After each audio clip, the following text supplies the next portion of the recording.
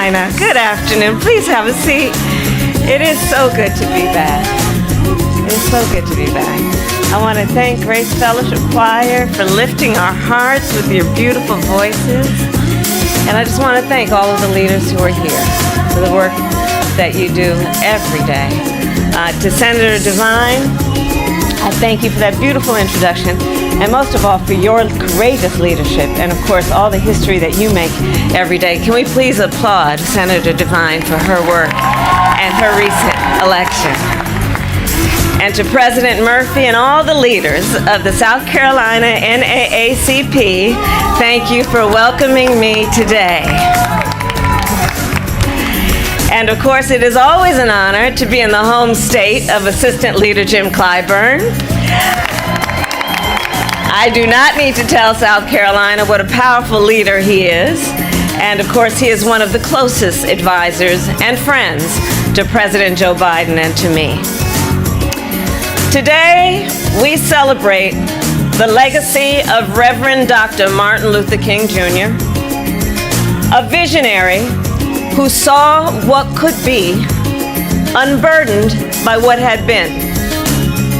An organizer who moved the minds, the hearts, and the feet of the American people.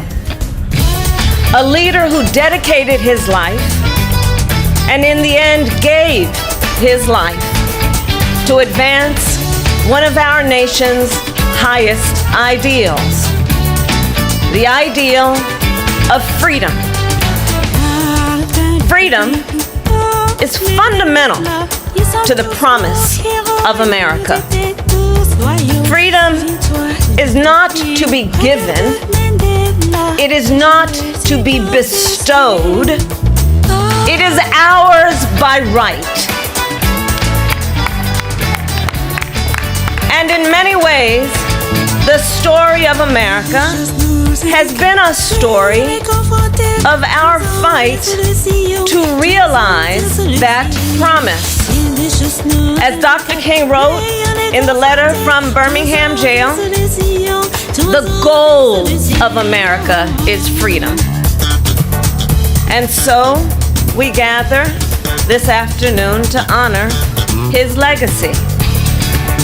And I therefore pose a question that I do believe Dr. King would ask today. In 2024, where exactly is America in our fight for freedom? How we doing? Well, as Vice President of the United States, I'd say at this moment in America, freedom is under profound threat. Today, in fact, we are witnessing a full-on attack on hard-fought, hard-won freedoms. Consider, in states across our nation, extremists attack the sacred freedom to vote. They pass laws to ban drop boxes, limit early voting, and restrict absentee ballots. In Georgia, extremists have the gall to pass a law to even make it illegal to simply offer food and water to people standing in line for hours to exercise their basic civic duty. I ask the friends, whatever happened to love thy neighbor? The hypocrisy abounds. And please note, the governor in Georgia signed that law on the 56th anniversary of the March from Selma to Montgomery. Today, in states across our nation, extremists propose and pass laws to attack a woman's freedom to make decisions about her own body. Laws that would even make no exception for rape and incest. And let us all agree, one does not have to abandon their faith and deeply held beliefs to agree The government should not be telling her what to do with her body. Freedom. Every person in our nation has a right to live safe and to live free from the horror of gun violence. And yet today, these so-called leaders stand by and refuse to pass reasonable gun safety laws to help protect our children and places of worship. Every person in our nation has a right to be who they are and love who they love openly and with pride. And yet, this past year, extremists have proposed or passed hundreds of laws targeting LGBTQ people. Every person in our nation has a right to be free to learn and acknowledge our country's true and full history. And yet today, extremists pass book bans. Book bans in this year of our Lord 2024. And then they even try to erase, overlook, and rewrite the ugly parts of our past. For example, the Civil War, which, must I really have to say, was about slavery?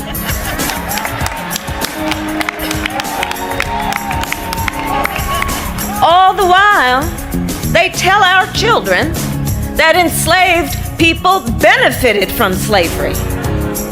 They insult us in an attempt to gaslight us, in an attempt to divide and distract our nation with unnecessary debates. Fundamental freedoms under assault. Freedom from fear, violence, and harm. Freedom to vote, to live, to learn, to control one's own body. And the freedom to simply be.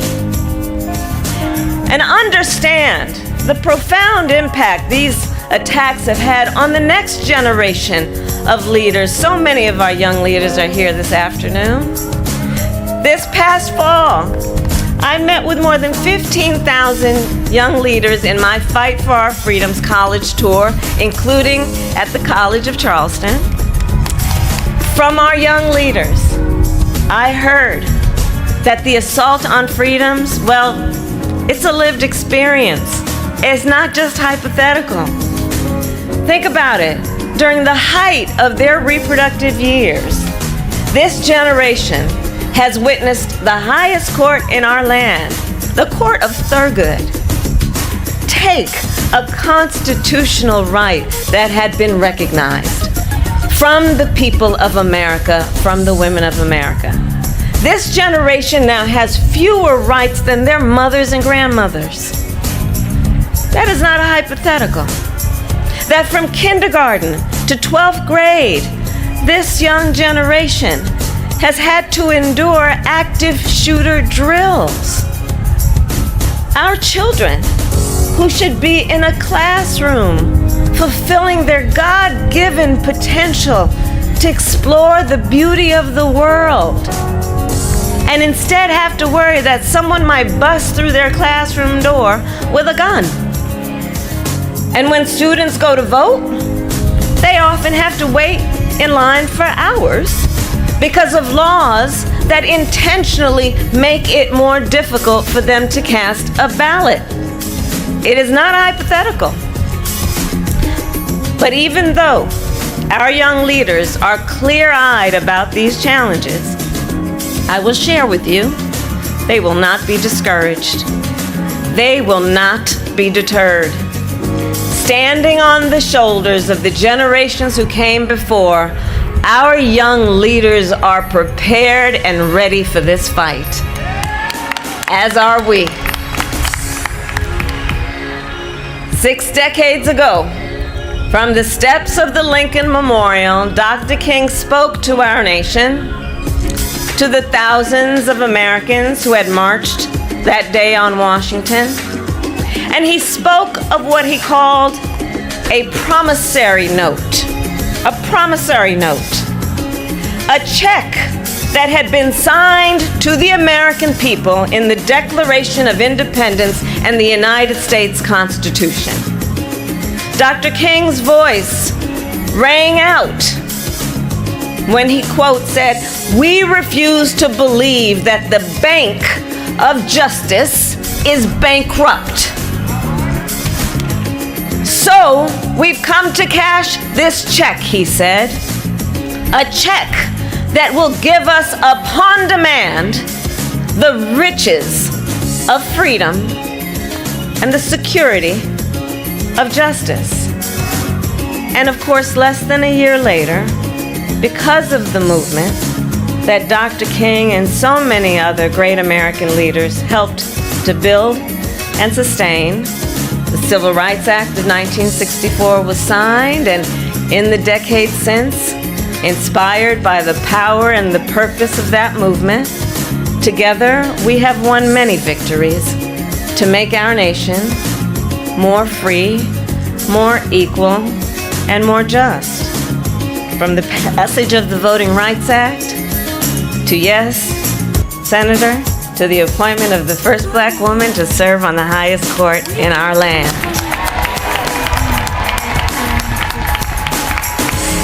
So if he were here, I think Dr. King would be the first to say that yes, we have come far, and though we have come far, in this moment, it is up to us to continue that fight, to cash that promissory note.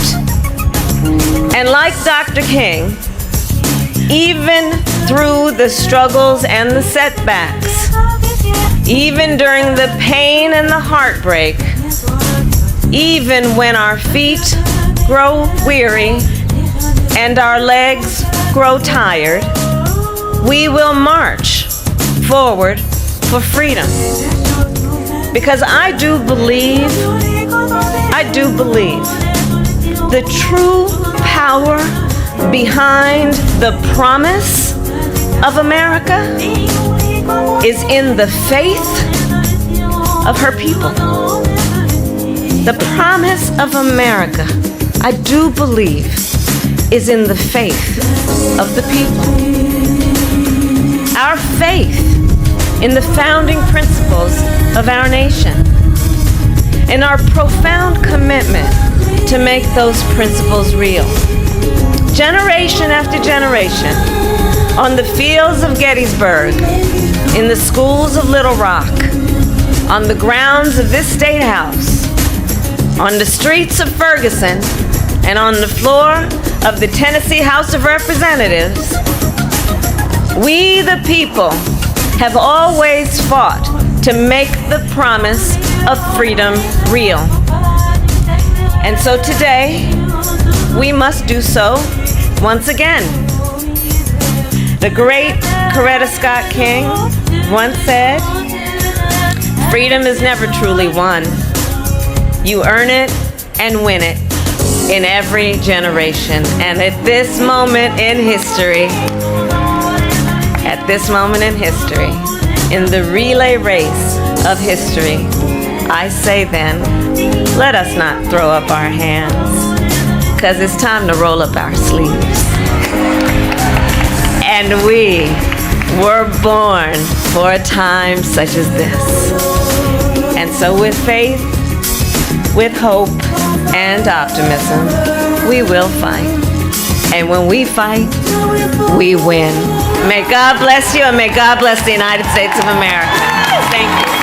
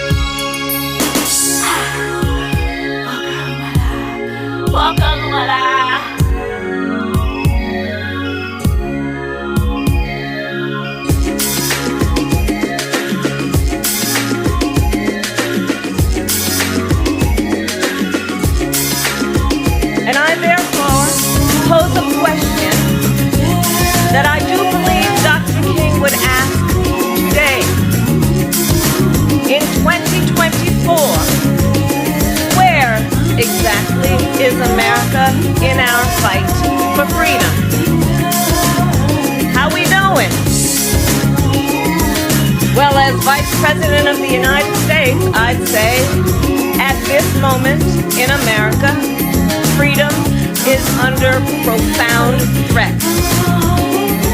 Today, in fact, we are witnessing a full-on attack on hard-fought, hard-won freedoms.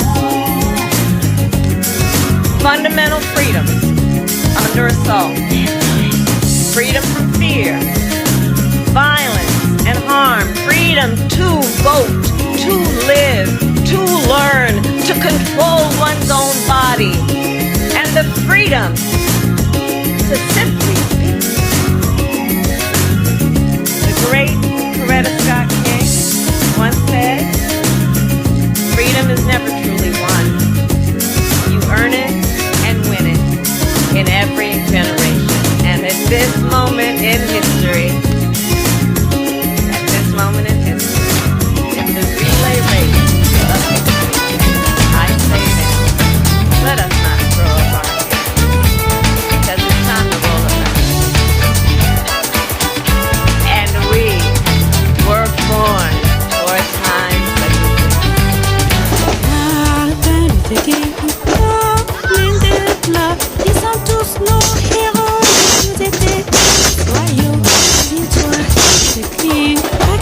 Republicans, including the party's frontrunner, former President Donald Trump, are wrapping up their Iowa campaigns on the day of the first nominating contest.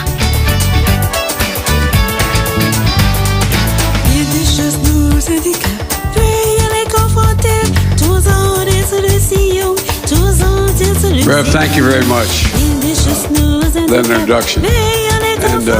And quite frankly, thank you for your partnership. You've been a good friend for a long time. It's an honor to spend King Holiday with the National Action Network and with the King family, Martin and family. And understand, Martin III, we celebrate a legacy of your beloved father and mother. They work for the beloved community, but congratulations today to the honorees, including your wife, who I understand is birthday today? Well, look, my wife has a rule in our family. When somebody's birthday, you sing happy birthday. You ready? Happy birthday to you. Happy birthday to you. Happy birthday, dear Valen. Happy birthday to you.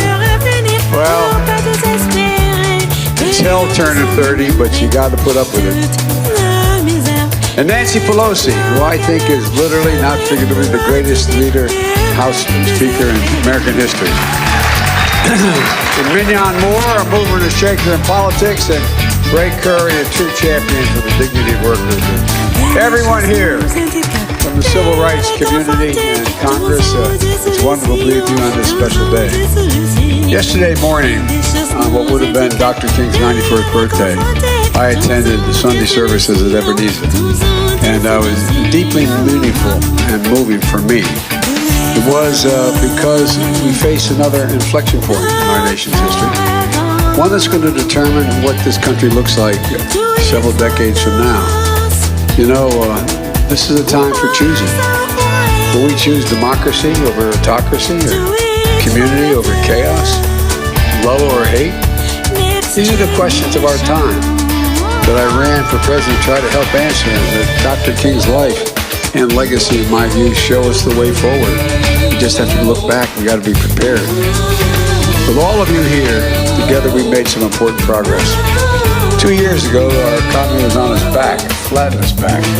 People were hurting, particularly minority communities. Black Americans and other people of color were disproportionately hit. And Kamala and I and our administration acted decisively, with the help of people in this room, to not only rescue the economy from a pandemic downturn, but to lay the foundation for a stronger and more resilient and more equitable economy for decades to come. If we hold just a second, one of the things that I wanted to, it's a slight digression, but one of the big issues was with the pandemic.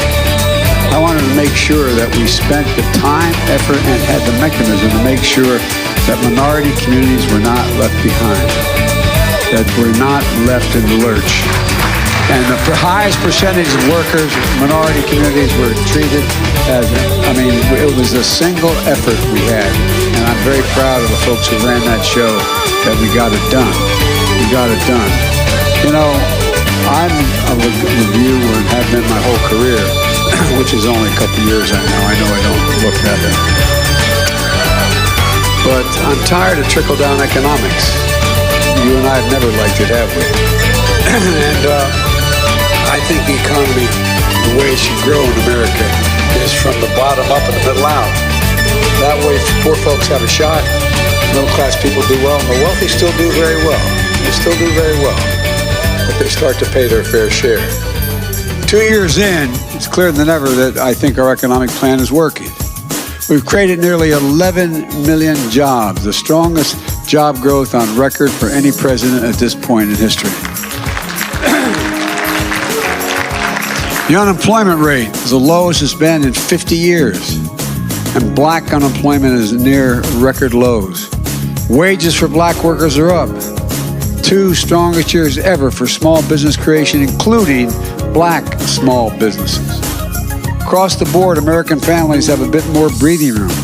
More black Americans have health insurance than ever in American history. And as of this 1st of January, our legislation is kicking in from last year. Insulin now is capped at $35 a month for seniors on Medicare, instead of paying up to hundreds of dollars a month. And Big Pharma,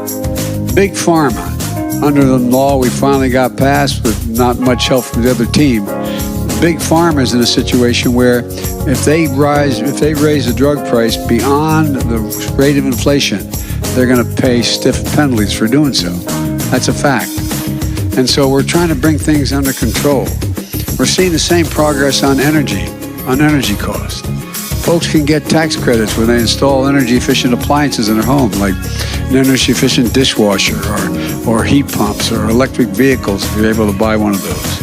We're investing in those fence-lined communities that have suffered the most consequences and been smothered by pollution, like Cancer Alley in Louisiana, or my home state, Route 9 in Delaware, where all the mills are, where the oil refineries are.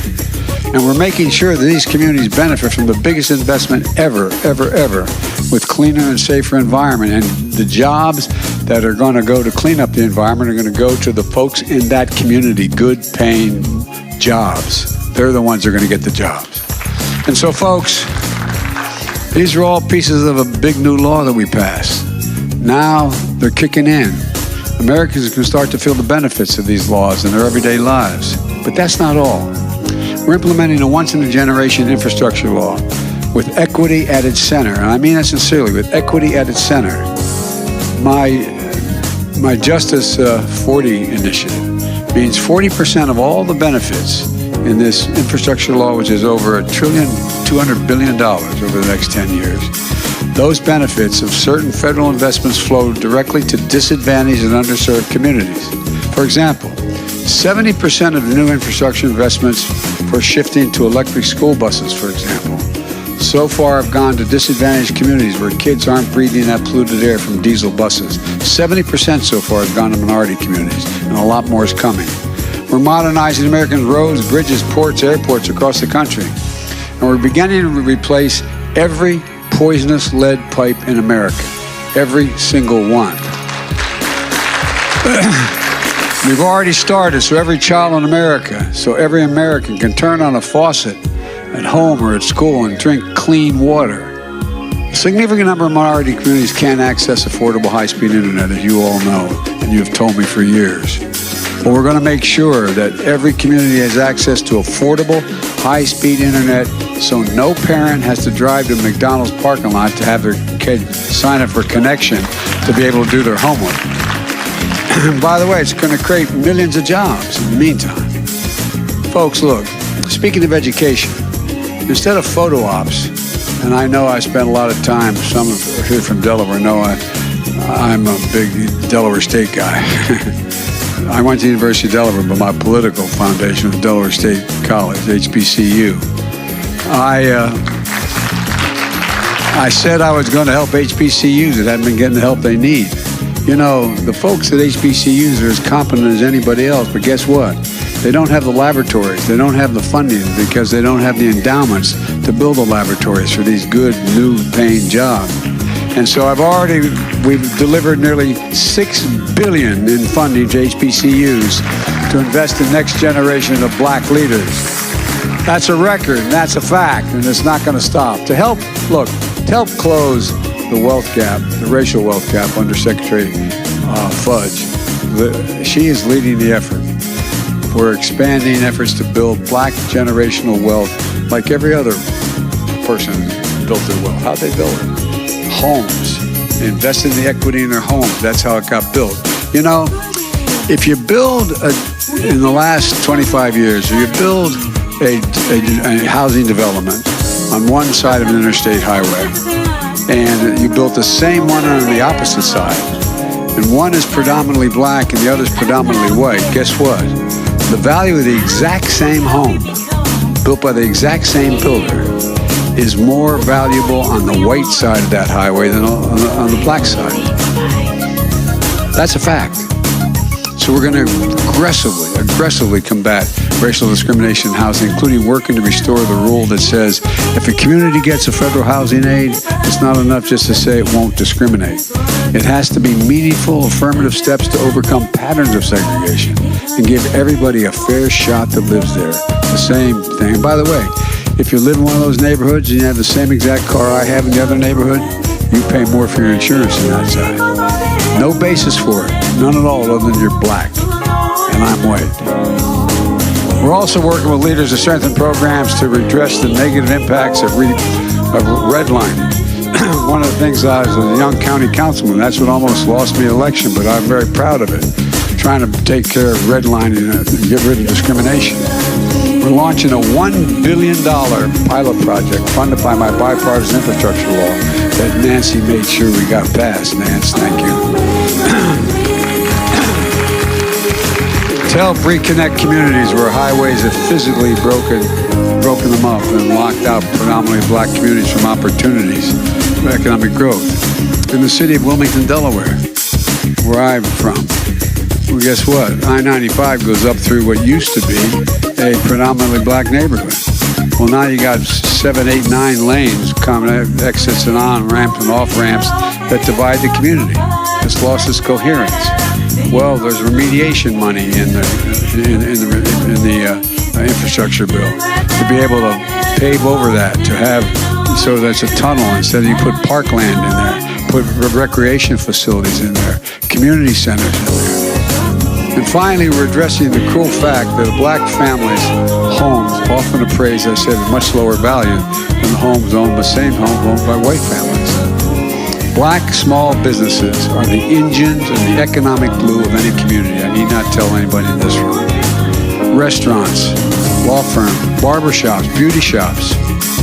These are the folks that hold the community together. They're the ones that sponsor the Little League. They're the ones that sponsor the church events. They're the ones that sponsor the local volunteer fire company. They're the ones that sponsor everything. They keep a community going. Well, to hold that community together, we need to encourage more of that. So I'm proud I signed a law that permanently authorizes the minority small business development agency for the first time in our history. And it gives expanded authority to help even more black-owned businesses grow. My administration also oversees hundreds of billions of dollars in federal contracts, from everything from refurbishing the deck of an aircraft carrier to installing handrails in a federal building. Well, I determined a long time ago when I first got in that, there's a law that was passed in the late 1930s, that says that if you, in fact, are going to spend taxpayers' dollars and the president has to authorize where that's spent, it should be spent on American-made products by American businesses. Well, guess what? We're doing it. And an awful lot of people are going to work. And folks, in that, when we award those contracts, I made a commitment, increasing from what is now roughly 10% of those contracts going to minority businesses to 15%, by 2025. And the share of those dollars are going to go to small businesses and disadvantaged businesses, including black and brown-owned businesses. That's going to mean an additional $100 billion going into the creation of these small businesses. $100 billion. And we're doing all this while being fiscally responsible. We're making sure the wealthiest and biggest corporations finally start paying their fair share. Far from it so far. You know, hold a second, we're talking about, you've heard me say, and I apologize for repeating it. There are over 55 companies in the Fortune 500 companies that made $40 billion in 2022, or 2021. You know how much they paid in taxes? Zero. Not one single penny. But if you're a local cop, you're a local firefighter, you're a local nurse, you're going to pay 24 to 26%. They're paying zero. But we increased the corporate minimum tax. I want to go back at it. Increased the minimum tax to 15%. Now, that's not a whole lot for many of these major corporations. But no one earning, by the way, no one earning less than $400,000 a year pays a single penny more in taxes. But 15% seems to me to be a bare minimum what corporations making tens of billions of dollars should be paying. And we're making this progress at the same time reduce the deficit. You know, you're going to talk about big spending Democrats again? Guess what? I reduced the deficit last year, $350 billion. And this year, federal deficit is down $1 trillion plus dollars. Hear me, that's a fact. And there's going to be hundreds of billions reduced over the next decade. But so what? These guys are the fiscally demented, I think. They don't quite get it. To deliver equal justice under the law, we're building a federal bench with judges that reflect all of America. Your dad talked about, give me judges and we'll straighten things out. Fair judges. Well, guess what? You've probably heard of a lady called Ketanji Brown Jackson.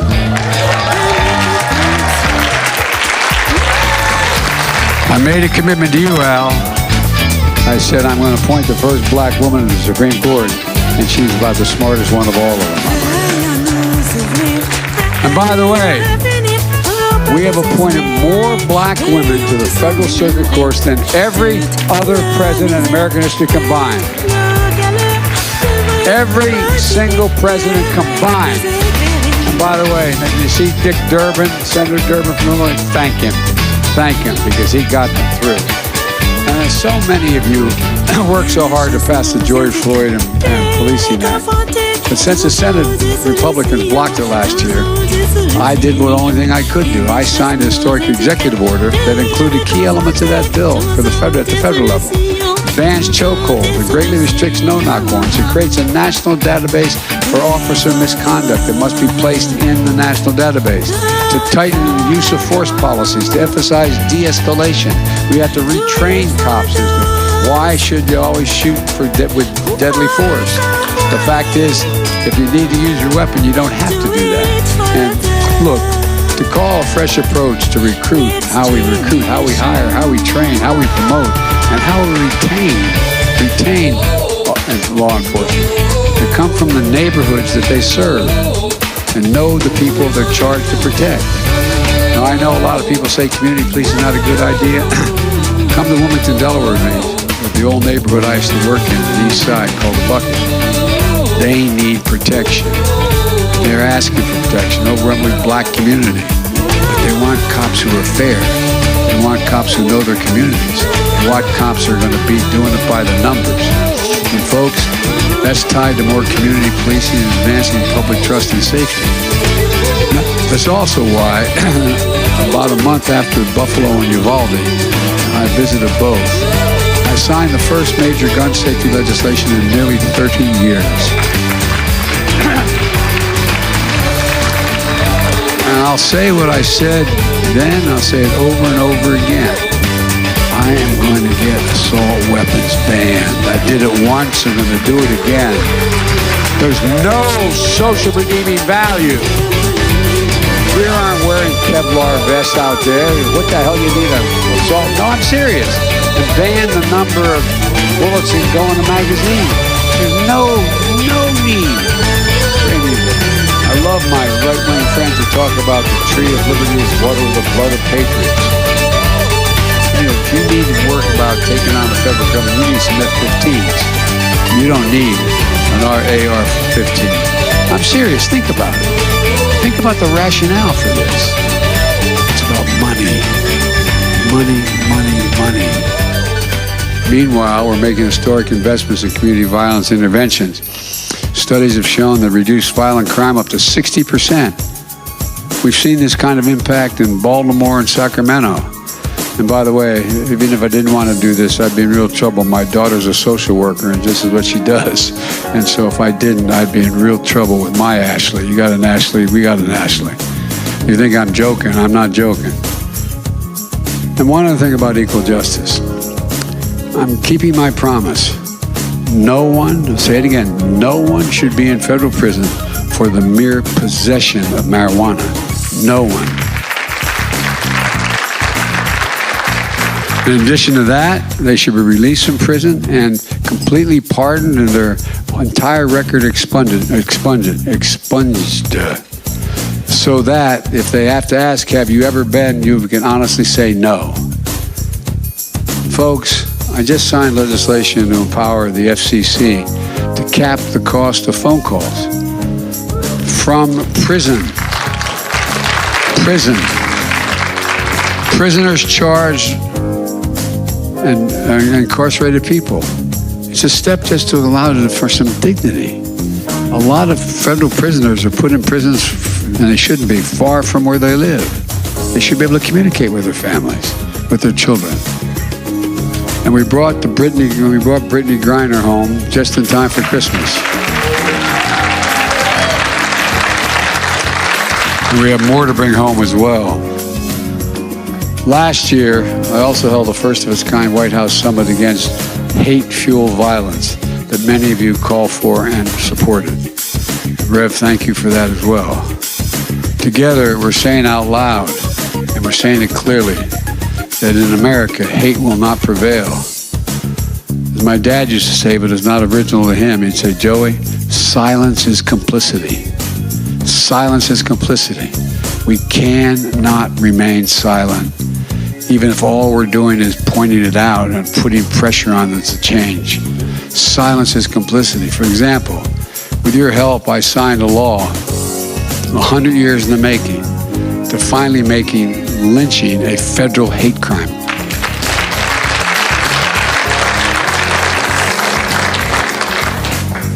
To silence, as your dad said, the crying voice of little Emmett Till, screaming from the rushes of the Mississippi.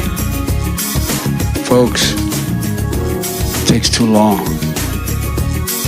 And you've just shown me at the bill signing for other victories, to enshrine marriage equality into the law, to make Juneteenth the first new federal holiday since the establishment of Dr. King's holiday. The idea, if we can hold a second here, the idea that we're supposed to remain silent on the abuses of the past, as if they didn't occur, that's not being woke, that's being honest. That's talking about history. Well, folks, we have a lot of unfinished work to do, though. A lot of unfinished work. We have to keep building on it and defend our progress, because this new Congress,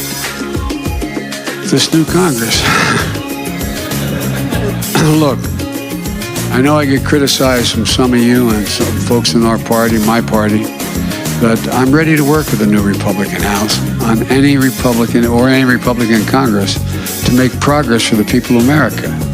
Well, like many Americans, I was disappointed to see the very first bill that the House Republicans, and Nancy, you probably rolling over when you saw it, are bringing to the floor that would help the wealthy people and big corporations cheat on their taxes at the expense of ordinary middle-class taxpayers.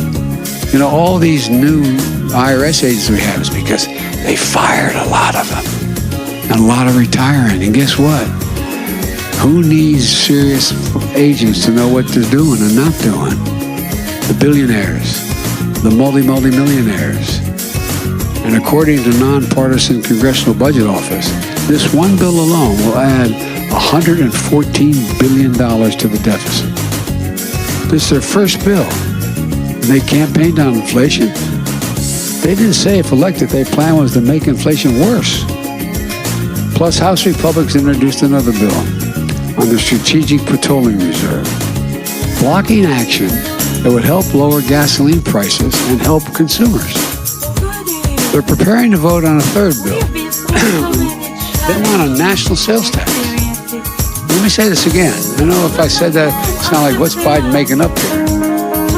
They want to raise tax on the middle class by taxing thousands of everyday items, from groceries, gasoline, clothing, cutting taxes for the wealthiest, because they want to supplant the money lost from taxes on the millionaires and billionaires with a sales tax on virtually everything in the country. What in God's name is that all about, other than what is obvious?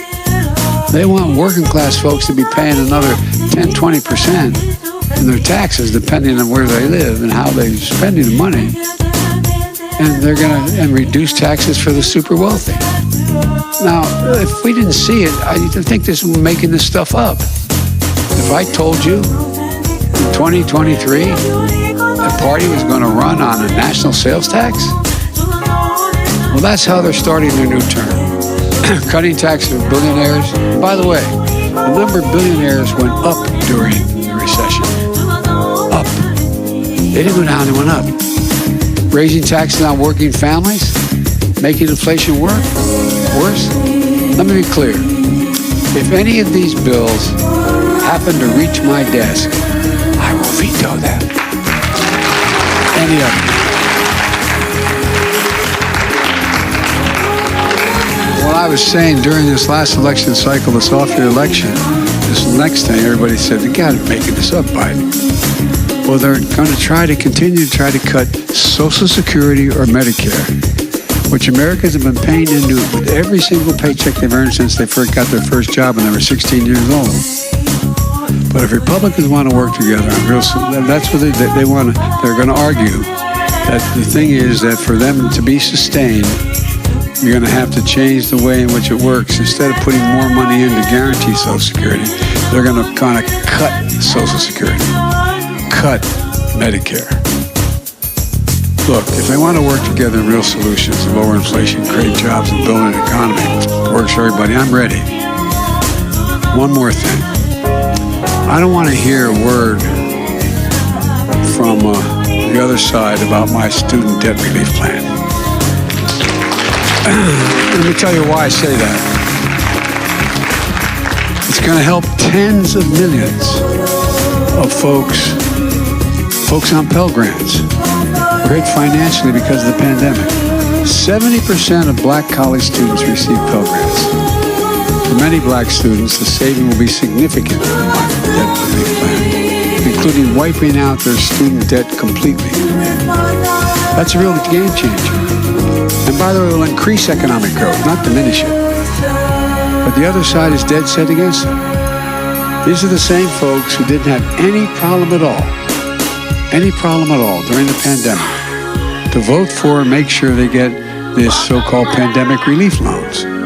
We all supported it. But guess what? A lot of these folks in the Congress on the Republican side were beneficiaries of these debt relief loans to the tunes of tens of millions of dollars.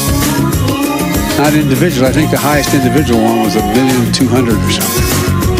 I didn't hear a word. I did not hear a word from them about they shouldn't be getting that relief. We didn't limit how much. We said if you had a loss and it was legitimate in business, then you get to wipe it away. They're complaining about some kid being able to take away $20,000 in student debt that keeps him and his wife or his husband, her husband, from being able to buy a home or start a business or just get going. Or these same folks are going after us. They're the ones that voted for the tax benefits to the wealthiest and biggest corporations that weren't paid for. The Trump tax cut was well over almost $2 trillion. Not a penny was paid for. So give me a break. Give me a break. Currently, the only thing blocking my plan is them suing us. My administration is making the case to the Supreme Court, and I'm confident in the legal authority to carry out our plan. You know me. I said you had my back. I said I'd have yours on this one and so much more. I have your back. We got to stand together. We got to stand together, including protecting a woman's right to choose. We have to continue to fight for racial justice. We got to cut black child poverty. We cut it in half in 2021 because of the child tax credit. We should be permanently cut it. Now, I need your help to make it permanent.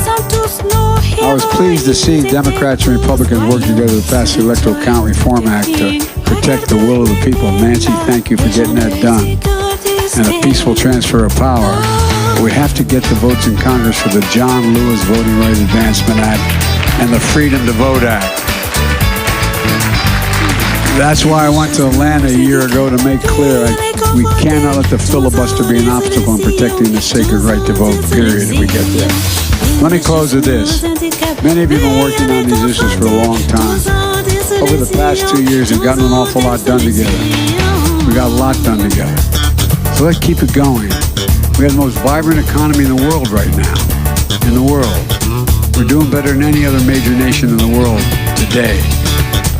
That's what I thought about yesterday at Ebenezer. And that inflection point in history we're at. The path is clear. To go forward, we need to go together. So let's be guided by Dr. King's light and by the charge of Scripture, which is, let us never grow weary in doing what is right. For if we do not give up, we will reap our harvest in due time. Well, we're going to reap the harvest. Let's remember who we are. We're the United States of America, and there is nothing beyond our capacity. Nothing if we do it together. So God bless you all. God bless the King family. And ladies and gentlemen, may God protect our troops. Thank you so very much. Hi everyone, George Stephanopoulos here. Thanks for checking out the ABC News YouTube channel. If you'd like to get more videos, show highlights, and watch live event coverage, click on the right over here to subscribe to our channel, and don't forget to download the ABC News app for breaking news alerts. Thanks for watching.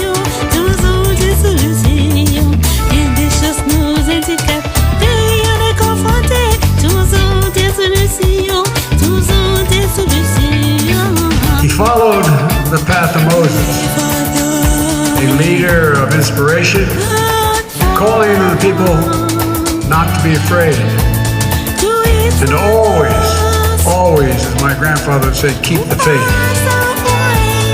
He followed the path of Joseph, a believer in dreams and the divinity they carry and the promise they hold. And like John the Baptist, he prepared us for the greater hope ahead, one who came to bear witness to life.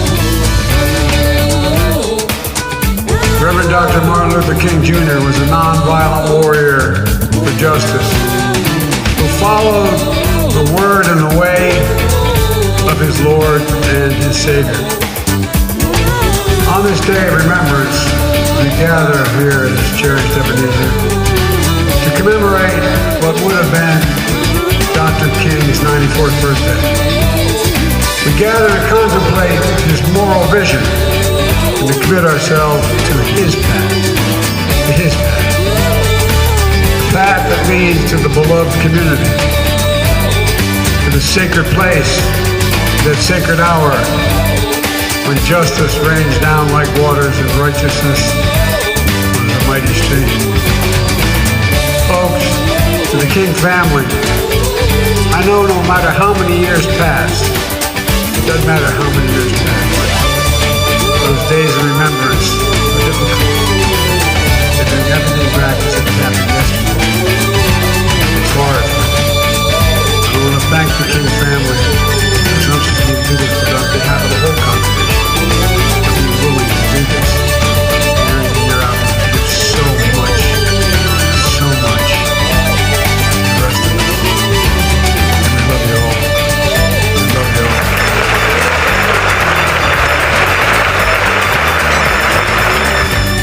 thank you for the honor of inviting me to be called to America's Freedom Church.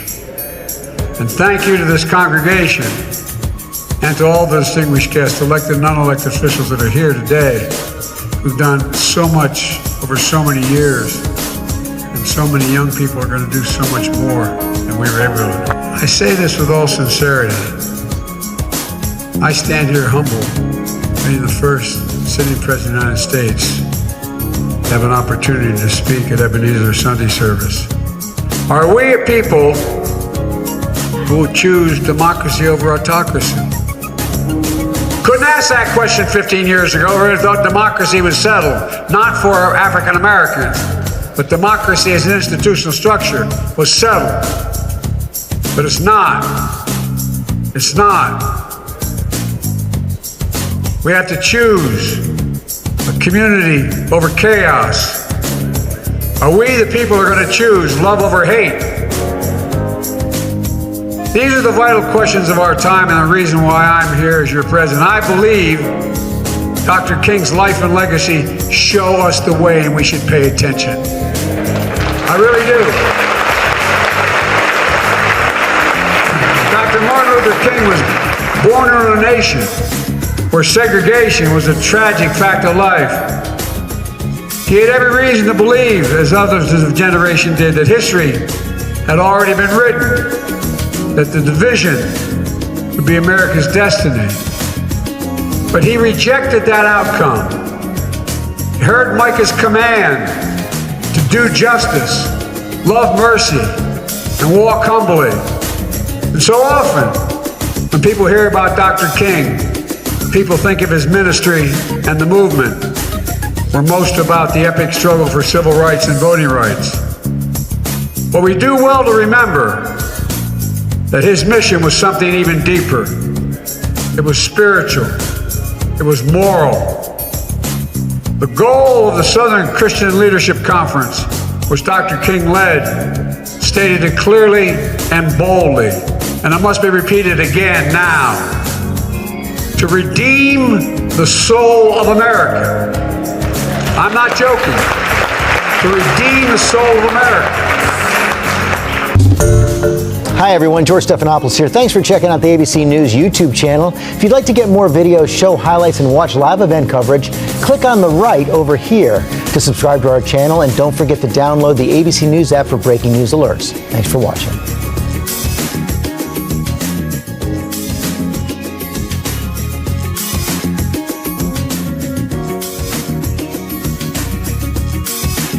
I can't tell you the names, but I can tell you that all across America, there are still far too many people who aren't so lucky, and far too many politicians who don't seem to give a damn about them.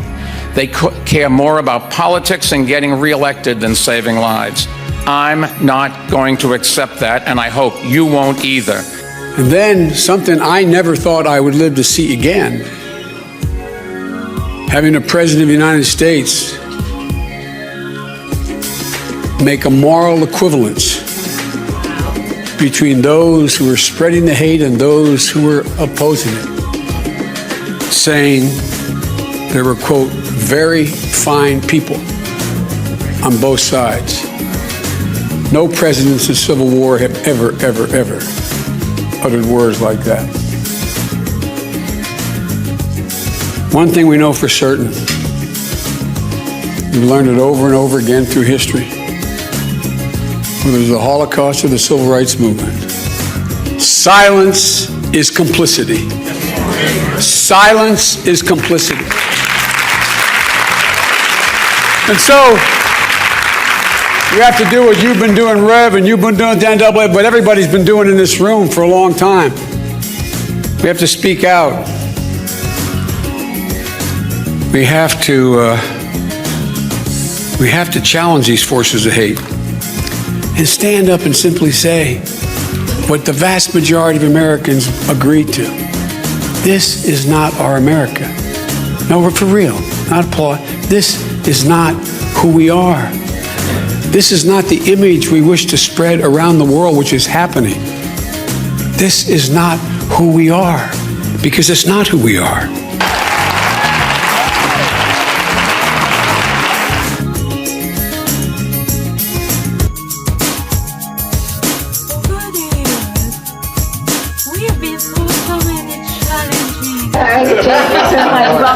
Mr. President. Good to be back. Good to be Thanks for back. being here.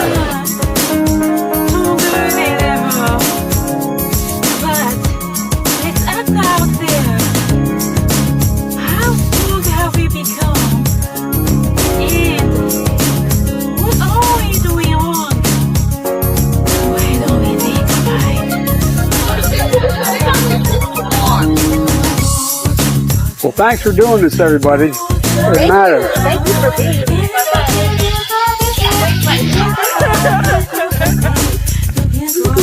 And what you're doing really matters. It really does. Even though they don't know your name.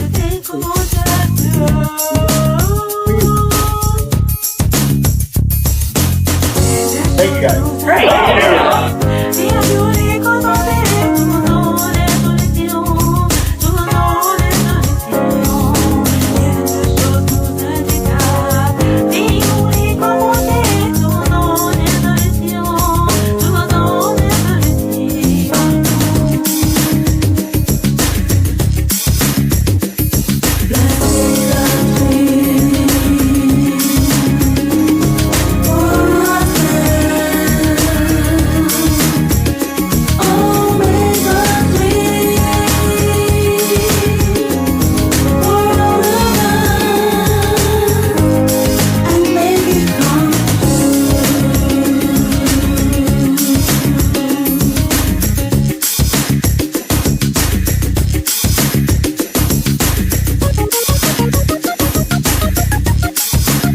Freedom is fundamental to the promise of America.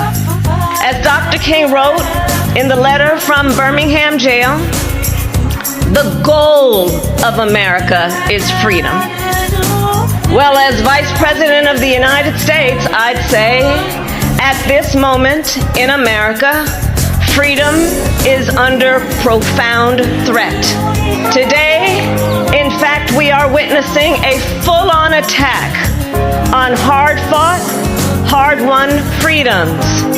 Freedom from fear, violence, and harm. Freedom to vote, to live, to learn, to control one's own body. And the freedom to simply be.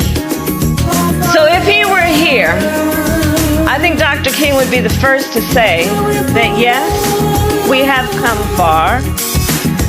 And though we have come far, in this moment, it is up to us to continue that fight. We, the people, have always fought to make the promise of freedom real. And so with faith, with hope, and optimism, we will fight. And when we fight, we win.